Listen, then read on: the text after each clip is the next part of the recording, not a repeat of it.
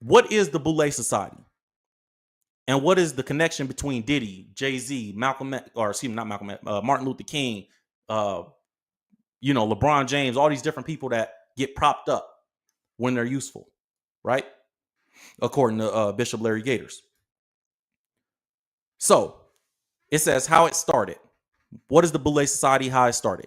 Sean Combs, better known as Diddy, is a multifaceted figure in the music industry, renowned for his contributions as a rapper, producer, and entrepreneur. However, but beyond his successful career, Diddy has often been associated with various conspiracy theories, particularly the Boule Society and the Illuminati.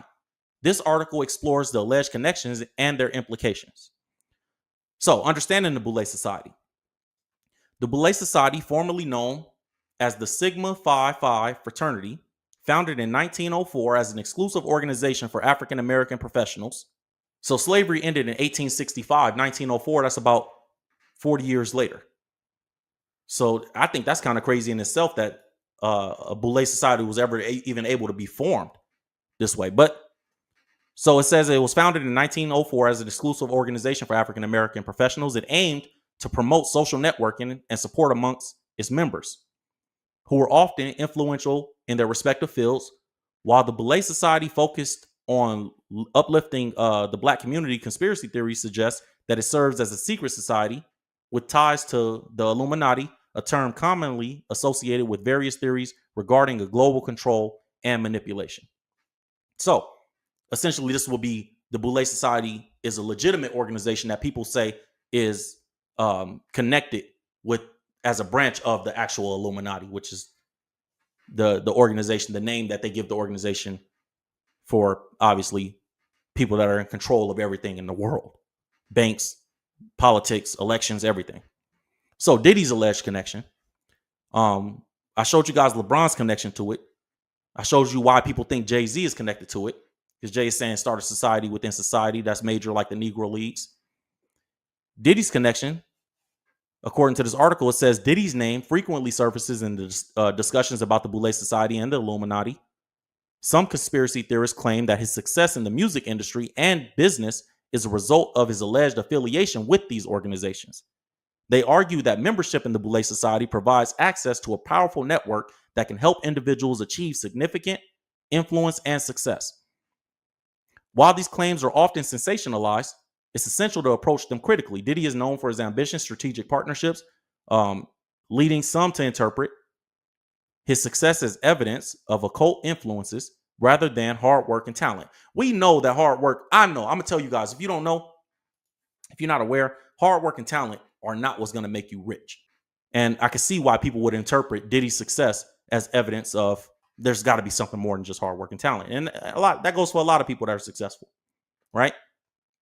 So the Illuminati, originally a Bavarian secret society founded in the late 18th century, has evolved into a catch-all term for various conspiracy theories. Many believe that the Illuminati consists of elite members who control world events from behind the scenes.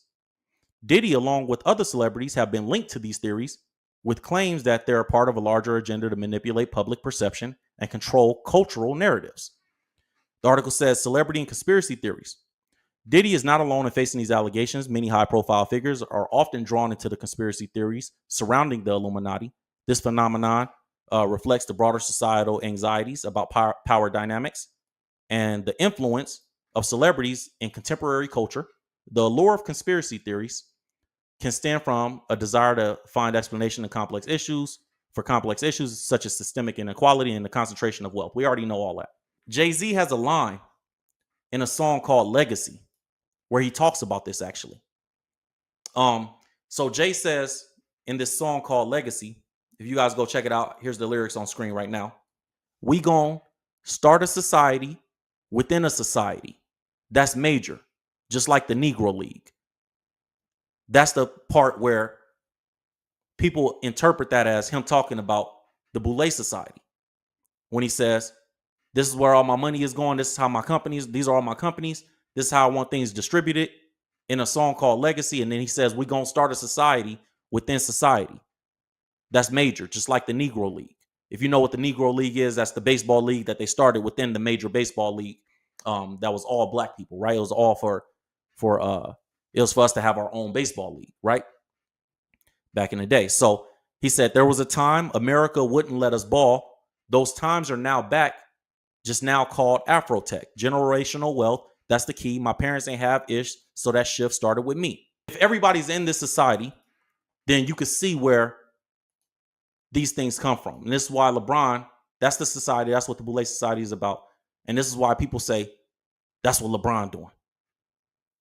That's why he got that tattoo on his chest. This is why, like Bishop Larry Gators say, he's afraid to retire. Do we know it to be true? Absolutely not. But it is worth thinking about. It is worth looking at. James, let me tell you something about LeBron. We're talking about Antarctica, the Cell of the Fallen Angels. No other team in the NBA wants him. His time is up. I can't wait to see these shorts. His time is up. No team wants him. He's got one more year.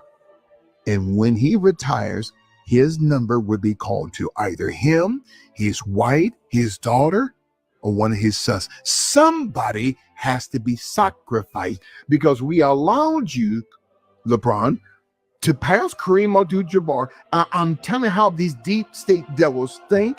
They want blood. Okay? We gave you what you want. You're the greatest scorer in NBA history. We need someone to be liquidated. That's crazy. His number saying someone needs to be liquidated is nuts. And you got a lot of listeners. Oh, you're saying he's going to die? I'm not saying he's going to die like Kobe.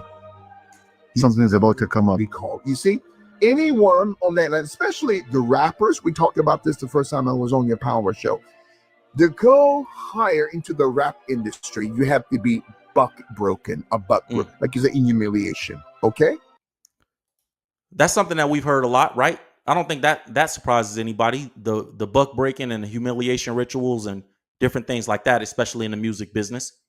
He's not saying anything foreign that we don't understand or know about already. We all seen this. Let's see. Sometimes they want to see how far you'll go and how much we can get out of this specific person. How much can we ask this person for before they say no?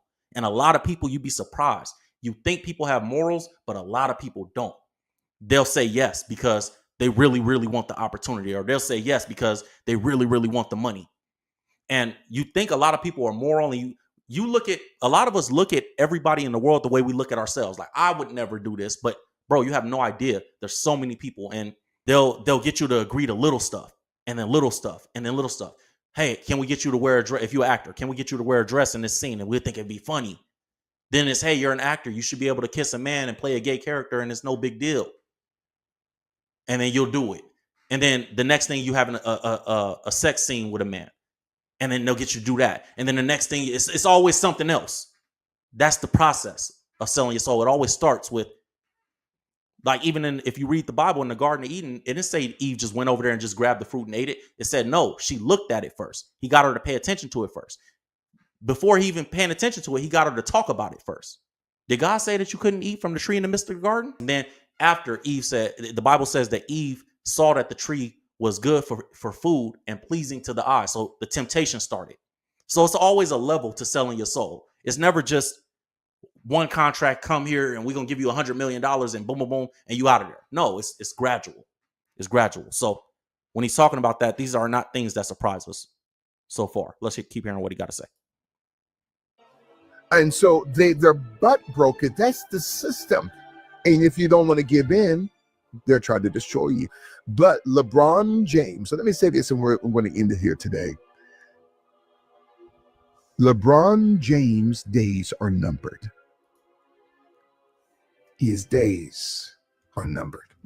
It's crazy. So when we hear stuff like that, that's why we get the stories that we get. And people say, well, why don't we ever hear about this with, like, right?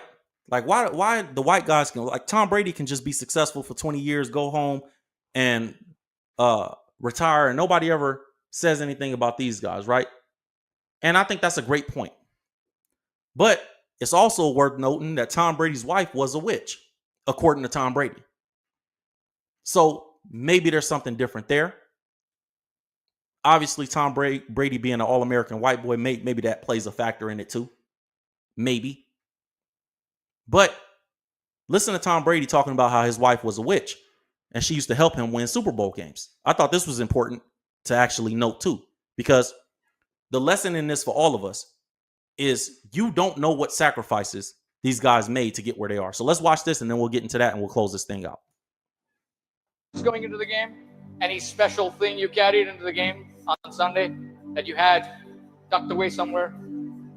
I did. I always, I've learned a lot from my wife over the years.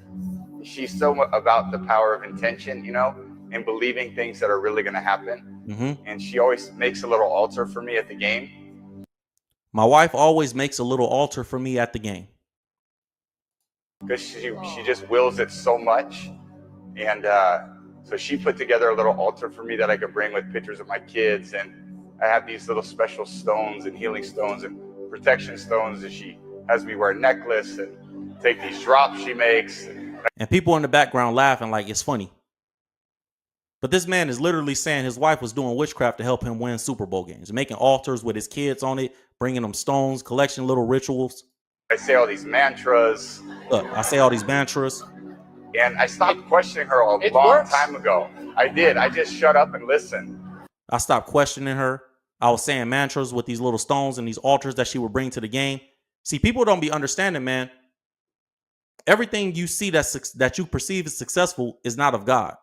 And at first I was like, this is kind of crazy. And then about 4 years ago, we were playing the Seahawks and she said, you better listen to me. This is your year, but this is all the things you're going to have to do to win. And I did all those things. And by God, it worked. It was pretty good. That's crazy. And then in 2015, it was about early January. And she said, you know how much I love you? And I said, yeah. And she said, I just want to let you know, this is not going to be your year. Oh. How would she know that? And of course we lost. I said, what does 16 look like? And she said, 16 is going to be your year. So it was early January this year. And I said, babe, asking, do we have a chance? And she said, yeah, but you're going to have to do a lot of work and you're really going to have to listen to me. See, they laughing like it's something funny, man. I listen to her. So here's the lesson in all of it. When you see somebody successful, do not be covetous. That means don't want what somebody else got. Because you see them as blessings, but you don't know the curses that came behind them. You don't know what somebody gave up, what somebody sacrificed, the part of their soul that they sold. Scripture says, what does it profit a man to gain the world and lose his soul? What does it profit you to gain everything in the world and lose your soul? And a lot of times we look at, especially celebrities or successful people, or we look at situations and we go, dang, it would be nice to, but would it? Because you don't know how these people sleep at night. You don't know how these people wake up in the morning. You don't know what's really going on behind closed doors, man. And like I said, one thing my grandmother taught me, and I'm named after my grandmother. Her name was Willie Jean. One thing Willie Jean taught me is there's no such thing as free. If somebody asks you for something, they're expecting something every single time. And so when we look at these successful people, you think that Tom Brady just winning, Tom Brady the GOAT. And he is. He's dope. He's a great football player, one of the greatest of all time, greatest quarterback to ever play. But would you make little altars and practice witchcraft in order to win those Super Bowls? If it was you? Some of you say yeah. Some of us, we carry our cross every day and we say no.